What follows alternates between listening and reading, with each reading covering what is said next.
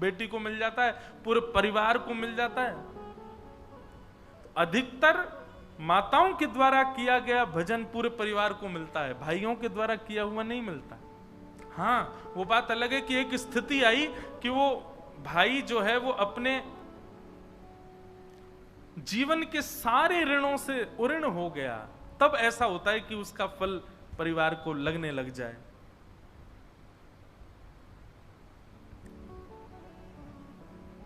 पंडरीनाथ भगवान के एक भक्त हुए, उनका नाम था श्रीनिवास। क्या नाम था? पुरिया धनाश्री। बाद में उनका नाम पड़ गया था पुरंदर दास। क्या नाम पड़ा?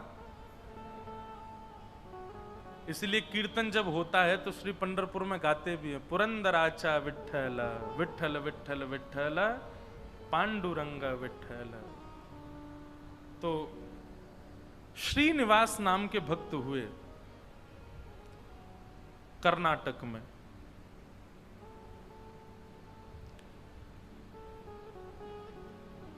उनकी पत्नी का नाम लक्ष्मी था, लक्ष्मीबाई, और मूल रूप से भी वो लक्ष्मीपति ही थे। इतना धन था उनके पास में, इतने धनवान अरब खरबपति थे। लेकिन एक बात आपको कहें, बुरा नहीं मानिएगा अगर कोई यहां बहुत बड़ा लक्ष्मीपति बैठा हो,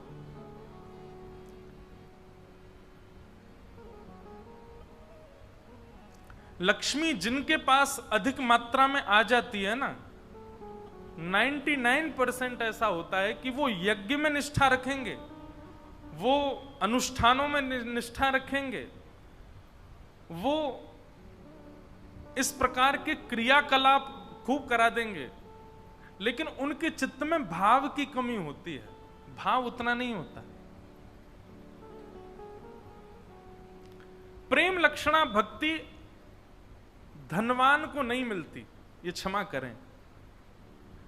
प्रेमी भक्त जितने ठाकुर जी के मिलेंगे, वो बात अलग है कि कोई मीराबाई जैसी कोई एकाधी ऐसे निकलते हैं कि जो राजघराने में होते हुए भी ठाकुर जी के परम भक्त हो जाते हैं, नहीं तो वैभव जब चारों ओर होता है ना, ठाकुर जी की प्रेम लक्षणा भक्ति चित्त में नहीं आ पाती।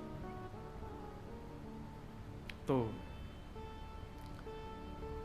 श्रीनिवास जी बहुत धनवान थे, लेकिन बिल्कुल भी दान नहीं करते थे, पुण्य नहीं करते थे, बिल्कुल भी किसी को धन देते नहीं थे, महाकंजूस थे। लेकिन उनकी पत्नी जो थी वो परम भक्ता, परम वैष्णवी।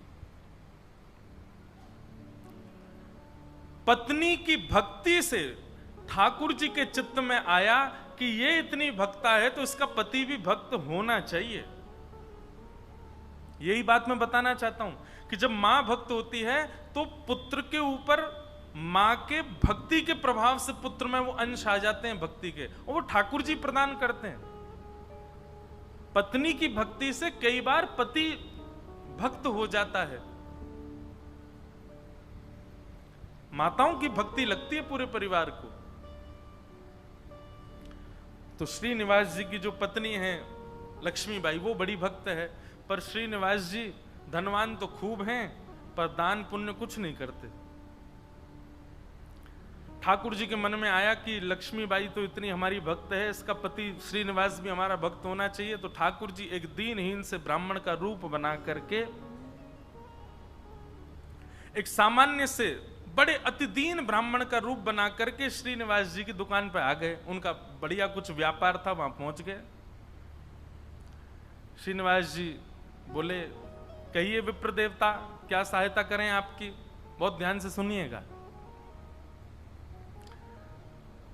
भगवान दीन इनसे ब्राह्मण बन के कहे, बोले देखिए आप तो नगर सेठ हैं, आप पर तो इतना धन है, आपका तो इतना बड़ा व्यापार है, मेरे बालक का जनेऊ संस्कार यज्ञोपवीत होना है, मुझ पर ज्यादा धन नहीं है। यदि आप मेरी थोड़ी सी सहायता कर देंगे तो मैं अपने पुत्र का जनेऊ संस्कार कर दूंगा। श्रीनिवास जी ने मन में विचार किया, बोले कि आज इसकी सहायता कर दी तो कल कहेगा बेटे का ब्याह है, उसके लिए कर दो, फिर उसमें कर दूंगा, कहेगा बेटे के बेटा हुआ, उसमें सहायता कर दो, ये लगा ही रहेगा। एक बार सहायता कर दूंगा तो हमेशा के लिए इसके द्वार खुल जाएंगे, आता ही रहेगा कुछ ना कुछ मांगने। तो श्रीनिवास ने कह दिया, आज मैं बहुत व्यस्त हूं, आप कल आ जाना। जैसी आज्ञा। दूसरे दिन फिर से ठाकुर जी आ गए, दीनहीन से ब्राह्मण। बोले आपने आज बुलाया था, आप कुछ सहायता कर दीजिए। अब वो अपना काम वाम इधर उधर करने लगा, दिखाने ऐसे लगा कि बहुत व्यस्त है। श्रीनिवास जी फिर बोले आप कल आइएगा, मैं आज भी बहुत व्यस्त हूं, मैं कल आपसे मिलूंगा। ठाकुर जी बड़े दीनहीन, बड़े सरल, जैसी आज्ञा, मैं कल आ जाऊंगा। फिर चले गए। तीसरे दिन फिर ठाकुर जी आ गए। श्रीनिवास बोला ये तो रोज आ जाता है, क्या करूं इसका। श्रीनिवास जी ने बाहर कुछ 2-3 बालक बैठा दिए। बोले जैसे ही ब्राह्मण आता देखे मुझे बता देना, मैं कहीं भाग जाऊंगा, मैं मिलूंगा ही नहीं इसको। रोज कल कल कल करते करते 3 महीने बीत गए। अब तो ऐसी स्थिति हो गई कि जैसे ही ब्राह्मण आता दिखता, श्रीनिवास कहीं से भाग जाता और सबको ये बोल देता इसको बोल देना है ही नहीं, चले गए कहीं बाहर। कब आएंगे? बोले 2 महीना बाद आएंगे। 2 महीना की तो छुट्टी मिले। ठाकुर जी बोले मैं 2 महीना प्रतीक्षा कर लूंगा, 2 महीने बाद आ जाऊंगा। और ठीक उस तिथि के 2 महीना बाद ठाकुर जी फिर आ गए। अब कोई हम आप जैसा व्यक्ति होता तो फिर अपना स्वाभिमान देखता, अरे क्या रोज रोज इसके द्वार पर जाना। लेकिन वो तो ठाकुर जी है ना, ठाकुर जी को स्वाभिमान थोड़ी रहता है। ठाकुर जी को तो ये इस पर कृपा करनी है मुझे, वो तो ढीठ बन जाते हैं। और ढीठ भी नहीं, हमारे ब्रज में तो ऐसा विनोद में कहते हैं ठाकुर जी महाढीठ बन जाते हैं। एक बार एक भक्त की कथा आती है कि उससे सब लोग कहते थे गंगा जी स्नान करने जाओ। वो गंगा जी इसलिए नहाने नहीं जाता था कि वहां पंडे पुजारी पकड़ लेंगे, कहेंगे दक्षिणा दो। वो दक्षिणा नहीं देनी पड़े इसलिए गंगा जी नहीं नहाता था। पत्नी ने एक दिन कहा मैं भोजन नहीं बनाऊंगी और मैं मायके चली जाऊंगी अगर आप गंगा स्नान करके नहीं आए तो गंगा स्नान करने गया तो साधारण घाटों पे नहीं गया, उस घाट पे गया जहां पर शव जलाए जाते हैं। वहां पे पंडे पुजारी होते ही नहीं है। बोलो वहां नहाऊंगा तो कोई नहीं आएगा। कंजूसों की भी। अच्छा एक और चीज, हमने कई भक्तों के चरित्र देखे, कंजूसों से भी ठाकुर जी की बड़ी मैत्री है। दान पुण्य करने वाले तो ठाकुर जी के हैं ही, लेकिन जो कंजूस होते हैं ना ठाकुर जी उनका भी पीछे छोड़ते नहीं है, कैसे ना कैसे भी करके उनका पैसा निकलवाते ही हैं।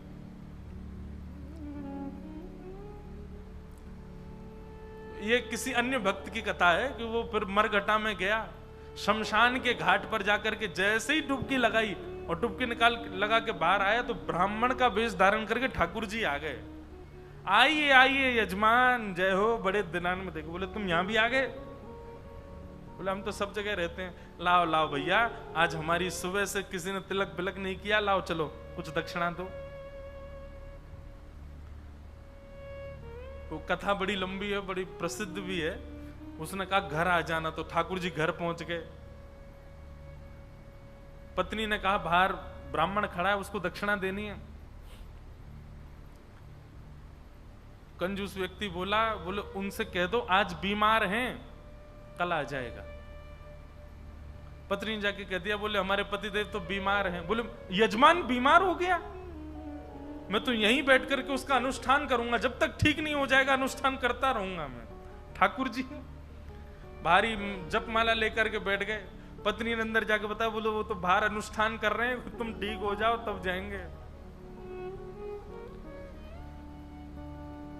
मन में विचार करने लगा, बोले जाएगा नहीं। सुनो बाहर जाके उसको कह दो पतिदेव तो पधार गए, भगवत धाम चले गए। पत्नी बोली 1 रुपया ही तो देना है, दे दो जाके। बोले क्यों दे दो, तुमको क्या पता कितनी मेहनत से कमाया जाता है, मना कर दो, कह दो पधार गए वो तो। पत्नी बेचारी थोड़ी रोती रोती सी गई, बोले आप अब चले जाओ, पतिदेव तो पधार गए। ठाकुर जी बाहर ब्राह्मण बन के बैठे। ठाकुर जी बोले मेरे यजमान पधार गए, अंतिम संस्कार मैं करा के जाऊंगा, मेरे यजमान है, उनकी शव यात्रा में जाऊंगा, उनकी अर्थी मैं बनवाऊंगा। चिता में लकड़ियां मैं लगवाऊंगा अपने हाथ से, अपने हाथ से एक एक लकड़ी रखवाऊंगा, और मैं वेद मंत्र बोलूंगा, मेरे मंत्रों के उच्चारण से उनके अग्नि संस्कार होगा। मुझे नहीं चाहिए दक्षिणा, आप मत देना मुझको, अब मैं मुफ्त में उनका संस्कार करा के जाऊंगा। पत्नी दौड़ी दौड़ी गई, बोले 1 रुपया निकाल के दे दो, वो तो संस्कार कराने को तैयार है तुम्हारे।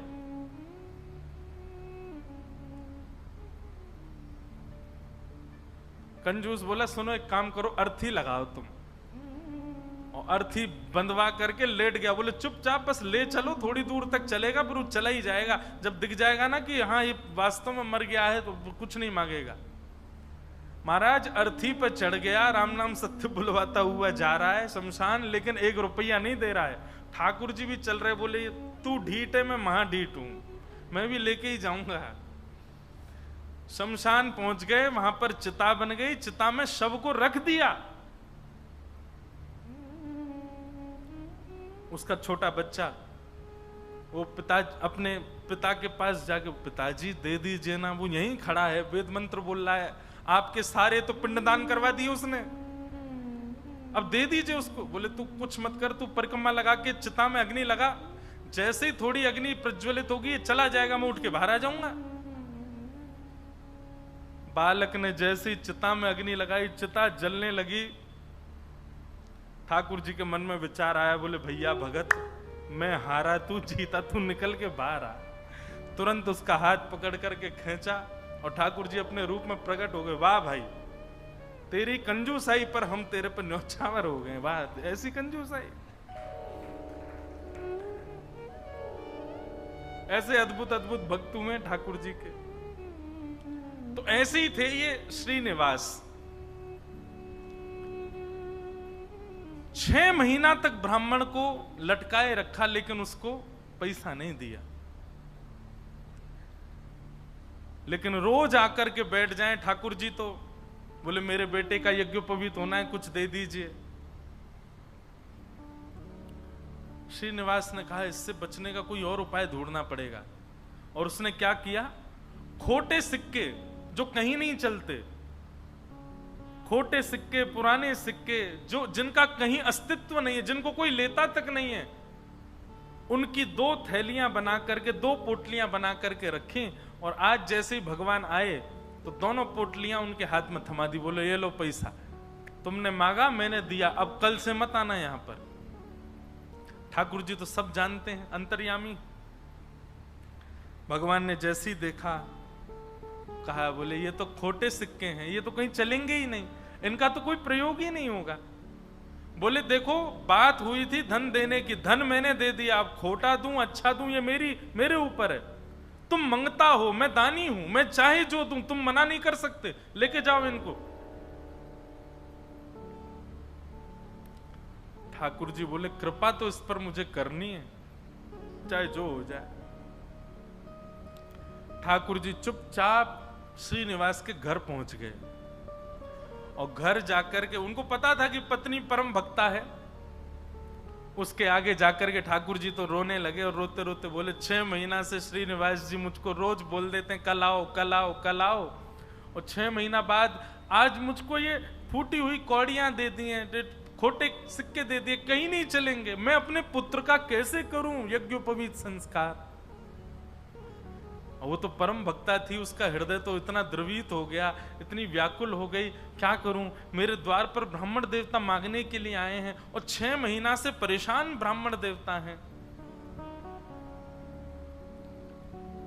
तुरंत दौड़ करके भीतर गई और अपनी अलमारी के अंदर से उनके पिता ने एक सुंदर नासिका में पहनने वाला एक क्या बोलते हैं उसको, नथनी, वो नथनी उनको दी थी, जिसकी कीमत हजारों लाखों में थी उस समय पर। मतलब कि अगर उसको बेच दिया जाए तो खूब सारा धन लिया जा सकता था, इतनी महंगी। अंदर तिजोरी के अंदर वो छुपा करके रखी थी श्रीनिवास ने ही। तुरंत वो तिजोरी से निकाल करके और अपनी जो नथनी थी ब्राह्मण देवता को प्रदान कर दी। बोले आप इसको ले जाइए और आप अपने पुत्र का बड़े प्रेम से आनंद से यज्ञोपवीत संस्कार करो। ठाकुर जी तो बड़े प्रसन्न हो गए। ठाकुर जी उस नथनी को लेकर के सीधे श्रीनिवास की दुकान पे ही गए और दुकान पे जाके बोले, देखो आपने तो खोटे सिक्के दिए, उनसे तो कोई काम बन नहीं रहा, अब मुझे एक दानी ने एक स्वर्ण की सामग्री दी है, आप उसको गिरवी रख करके मुझे 100 सोने की मोहर दे दो। श्रीनिवास बोला, दिखाओ क्या दिया है। तो जैसे ही वो नथनी दी, वो नथनी तो देखते ही वो समझ गया ये तो मेरी पत्नी की है। उसने घुमा घुमा करके देखा और उसने मन में आया, बोले पत्नी है भी ऐसी, बड़ी सीधी है, भोली है, भक्त है, ये जरूर घर जा करके रोया होगा और उसने इसको निकाल, लेकिन उसने मुझसे पूछे बिना दे दी। श्रीनिवास ने कहा ठीक है मैं देता हूं, रुको।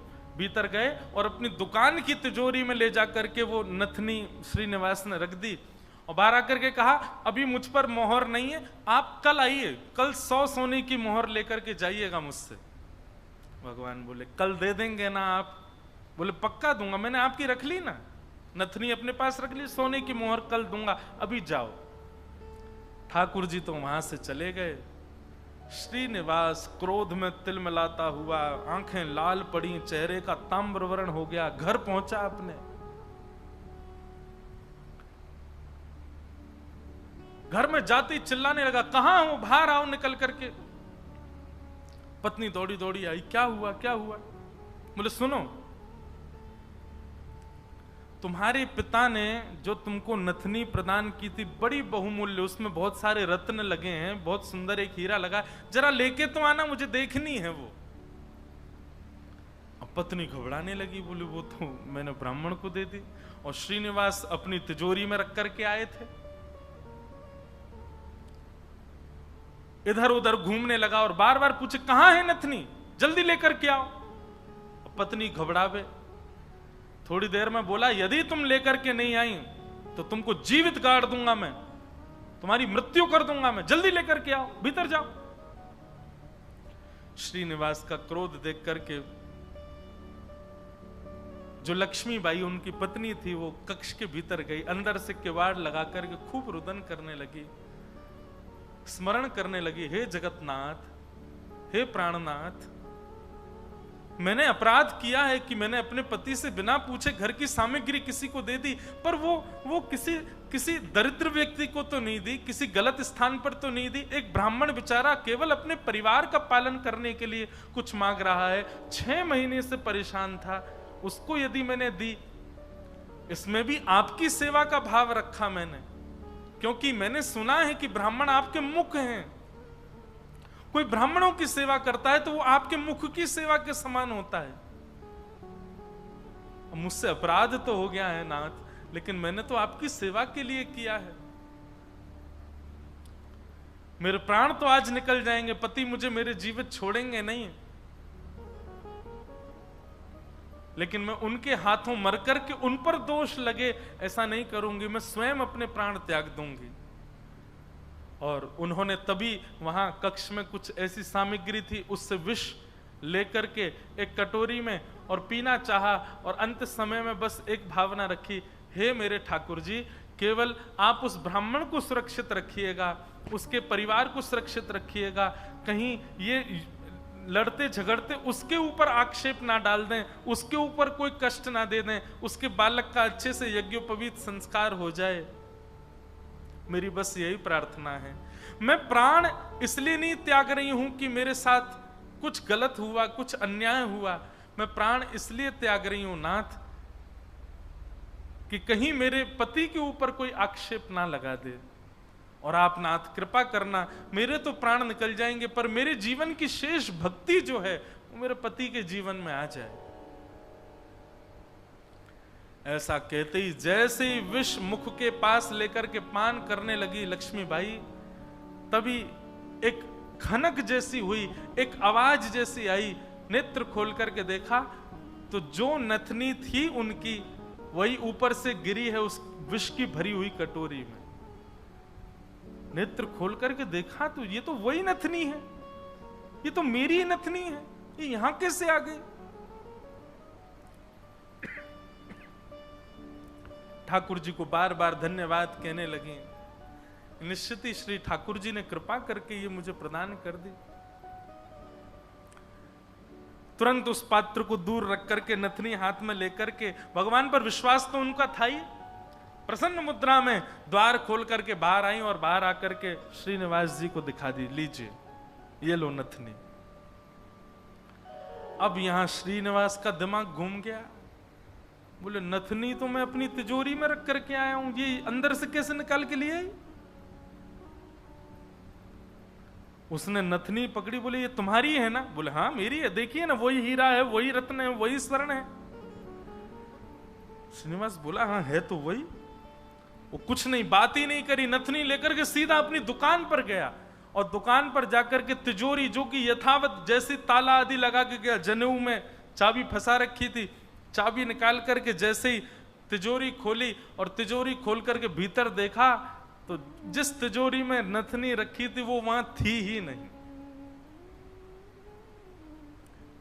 श्रीनिवास तो व्याकुल हो गया, बोले ये कैसे संभव हो सकता है? वो तो घर गया, घर जाकर के पत्नी से कहने लगा, बोले मुझे सब सत्य बताओ, मुझे पता है कि ये नथनी अंदर नहीं थी, लेकिन मुझे सत्य जानना है कि ये अंदर आई कैसे। मैं तुम्हारे हाथ जोड़ता हूं, मुझे सत्य बताना। तब पत्नी ने सारा वृत्तांत बताया। बोले एक ब्राह्मण 6 महीने से आपकी दुकान के चक्कर लगा रहे थे, आपने उनको कुछ नहीं दिया, वही मेरे पास आए तो मुझे कुछ नहीं मिला, तो मैंने वो नथ उनको प्रदान कर दी। बस मैंने उनको प्रदान की थी, अब आपको कैसे इसका पता चला ये नहीं। तो फिर आगे श्रीनिवास ने बताया, बोलो ब्राह्मण मेरे पास आए और मेरे पास आके नथनी को उन्होंने गिरवी रखा, 100 सोने की मोहर मांगी थी, मैंने कल आने के लिए उनको कहा, मैंने तिजोरी में रखी, लेकिन तुम्हारे पास कैसे आई अंदर? पत्नी ने बताया, बोले जब आप बहुत क्रोध करने लगे तो भीतर जाकर के मैं विष पान करने की योजना बना रही थी, और जैसे ही मैंने विष अपने मुख से लगाया तभी खनक करके आवाज आई और जिस पात्र में विष था उसमें नथनी अपने आप आकर के गिर पड़ी। ये बात सुनते ही श्रीनिवास रुदन करने लगे, रोने लगे, और रुदन करते करते उनको वो बार बार ब्राह्मण की छवि दिखाई देने लगी और बार बार उसकी छवि में ठाकुर जी का रूप दिखने लगा। वो स्मृति आने लगी कि जब मैं कह देता था कल आ जाना, तो बेचारे ऐसे हाथ जोड़ करके, ठीक है बाबूजी मैं कल आ जाऊंगा, पर कल आप दे देंगे ना, मेरे पुत्र का यज्ञोपवीत होना है। ये सारी स्मृति श्रीनिवास के चित्त में उठने लगी और ये विश्वास प्रगाढ़ हो गया कि ये सामान्य ब्राह्मण नहीं थे, साक्षात ठाकुर जी थे। और ये ठाकुर जी अनुग्रह करके मुझसे दान कराने के लिए आ रहे थे। अरे दान क्या कराने आ रहे थे, मेरे आगे हाथ जोड़ करके मांगने के लिए आ रहे थे। मैं जप नहीं करता, तप नहीं करता, संध्या नहीं करता, साधना नहीं करता, और मेरे द्वार पर ठाकुर जी आकर के ऐसे खड़े हो जाते थे भिक्षुक के भांति कि कुछ दे दो।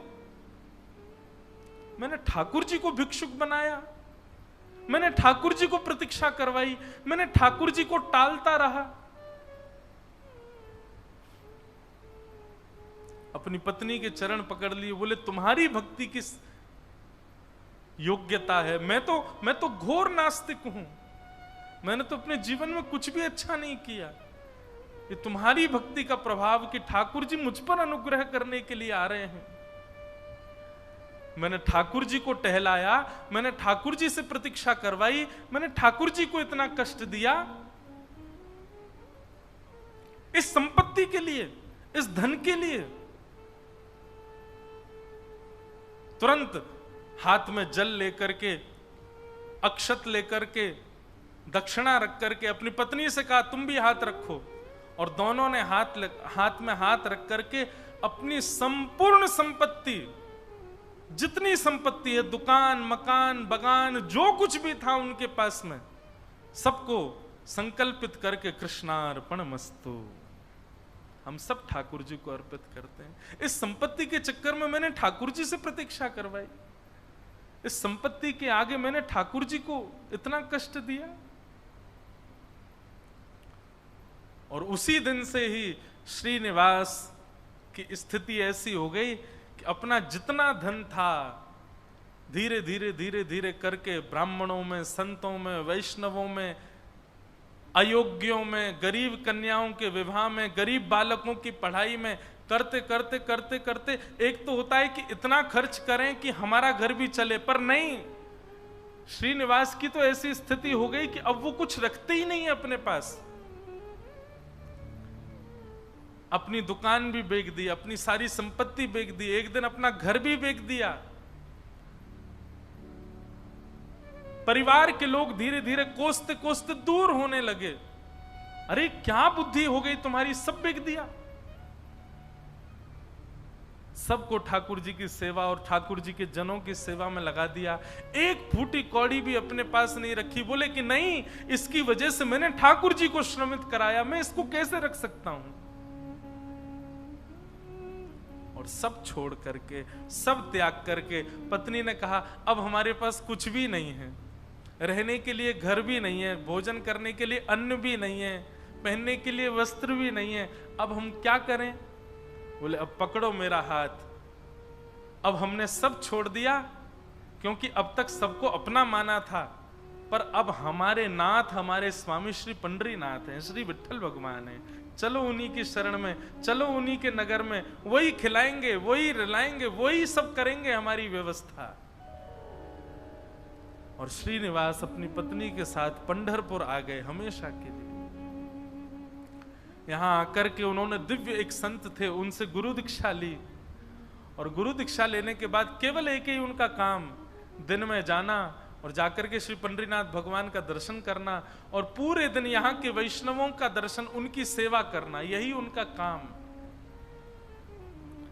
दीक्षा के बाद गुरुदेव ने उनको दूसरा नाम प्रदान कर दिया। दीक्षा में एक नाम दिया जाता है, और अब तक उनका नाम श्रीनिवास था, अब उनका नाम पुरंदर दास हो गया।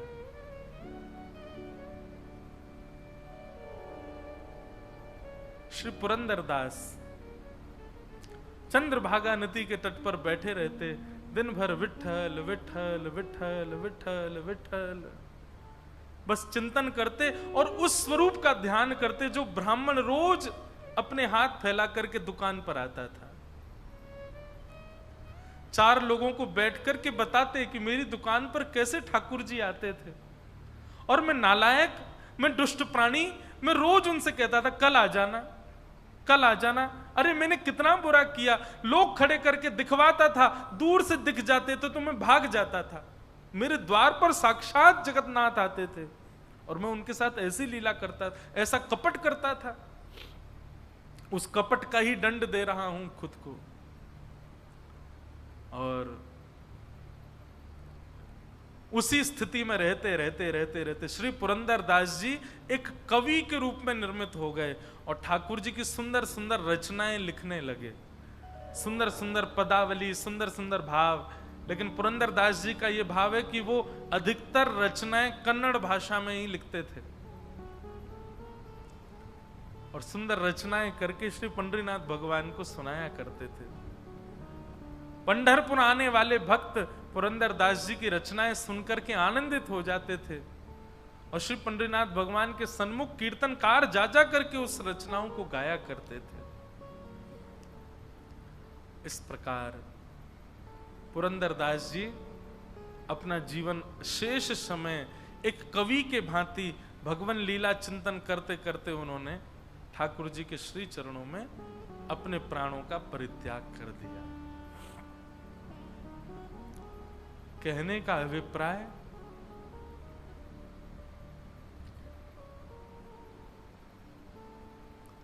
ये देखा जाता है अधिकतर कि घर में यदि माताएं बहनें भक्त स्वरूपा हैं, उनके चित्त में यदि भक्ति है तो उनकी भक्ति का प्रभाव पति पर, पुत्र पर, पिता पर और घर के जो सदस्य हैं उन पर पड़ता है और उन्हीं के भक्ति के प्रभाव से सब सुखी होते हैं। जिस प्रकार लक्ष्मीबाई की भक्ति के प्रभाव से श्रीनिवास परम भक्त हुए और परम भक्त होकर के श्री ठाकुर जी के चरणों को प्राप्त हो गए, ऐसे श्री पुरंदर दास जी को हम बारंबार प्रणाम करते हैं।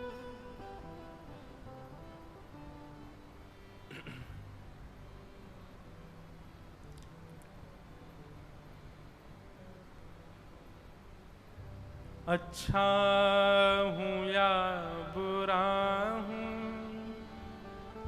जैसा भी हूँ तुम्हारा, अच्छा हूँ या बुरा हूँ, जैसा भी हूँ तुम्हारा। श्री ठाकुर जी से एक प्रार्थना। अवगुण हम सबके अंदर हैं। किसी में क्रोध है, किसी में काम है, किसी में लोभ है, किसी में ईर्ष्या है। पर नाथ आप कृपा करो न, जैसे पुरंदर दास के एक लोभ के गुण को आपने भक्ति में परिवर्तित कर दिया, ऐसी हमारे भी अवगुणों को ठाकुर जी आप परिवर्तित कर दीजिए ना। हम ये बात तो समझ चुके हैं कि हम जैसे भी हैं ठाकुर जी आप हमको स्वीकार करते हो। श्रीनिवास महाकंजूस थे, लेकिन आपने फिर भी उनको स्वीकार किया ना। ऐसे हम में भी बड़े अवगुण हैं नाथ, पर आप स्वीकार कर सकते हो, आप हमें स्वीकार करो ना। अच्छा हूं या बुरा हूं, जैसा भी हूं तुम्हारा, अच्छा हूं या बुरा, जैसा भी हूं तुम्हारा, अच्छा हूं या बुरा हूं, जैसा भी हूं तुम्हारा, अच्छा हूं या बुरा, जैसा भी हूं तुम्हारा। ठुकराओ ना मुझे अब, ठुकराओ ना मुझे, ओ चरणों में सर झुका